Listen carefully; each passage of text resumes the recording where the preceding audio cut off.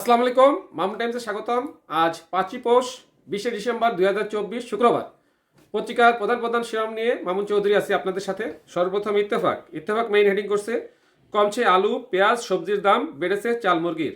এরপর আছে প্রথম আলো মেইন হেডিং করছে ইজতেমা মাঠে সংঘর্ষ, 7 অনুসারী 29 জনকে আসামি করে হত্যা মামলা। এরপর আছে যুগান্তর মেইন হেডিং করছে গাজা ইসরায়েলি হামলায় নিহত আরও 32 জন ফিলিস্তিনি। এরপর আছে ভোরের কাগজ মেইন হেডিং করছে কনকনে শীতে কাঁপছে কুড়িগ্রাম, দুর্ভোগে হত দরিদ্ররা। এরপর আছে জনকণ্ঠ মেইন হেডিং করছে ওয়েস্ট ইন্ডিজকে হোয়াইট ওয়াশ করলো টাইগাররা। নেক্সট ইনকলাব মেইন হেডিং করছে রেকর্ড গড়া জয়ে ওয়েস্ট ইন্ডিজকে হোয়াইট ওয়াশ করলো বাংলাদেশ। এরপর আছে আমাদের সময় মেইন হেডিং করছে একের পর এক শিক্ষার্থী হত্যায় উদ্বেগ, ক্ষোভ নির্বিকার আইন শৃঙ্খলা বাহিনী।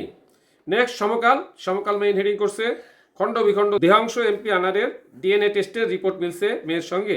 এরপর আছে মানবজমিন মেইন হেডিং করছে ঢাকা প্রসঙ্গ বদলাতে পারে ভারতের পররাষ্ট্রনীতি। এই ছিল প্রধান শিরোনাম। এখন চলে যাচ্ছি যে কোনো একটি সংবাদের বিশ্লেষণে। দর্শক মন্ডলী, ইনকলাব যে একটা রিপোর্ট করছিল যে হোয়াইট ওয়াশ করলো বাংলাদেশ প্রথমে ব্যাট করে 189 রানে 7 উইকেট বিনিময়, জবাবে 109 রান করে ওয়েস্ট ইন্ডিজ, 80 রানে বাংলাদেশ জয়লাভ করে এবং ওয়েস্ট ইন্ডিজকে প্রথমবারের মতো ওয়েস্ট ইন্ডিজের মাটিতে 3-0 ব্যবধানে হোয়াইট ওয়াশ করে সিরিজ জয় করে, যা বাংলাদেশের জন্য খুবই একটা ভালো খবর। 40 বলে 72 রান করে Jaker Ali player of the match হয় এবং player of the series Mehedi Hasan. সাথে থাকার জন্য ধন্যবাদ। আসসালামু আলাইকুম।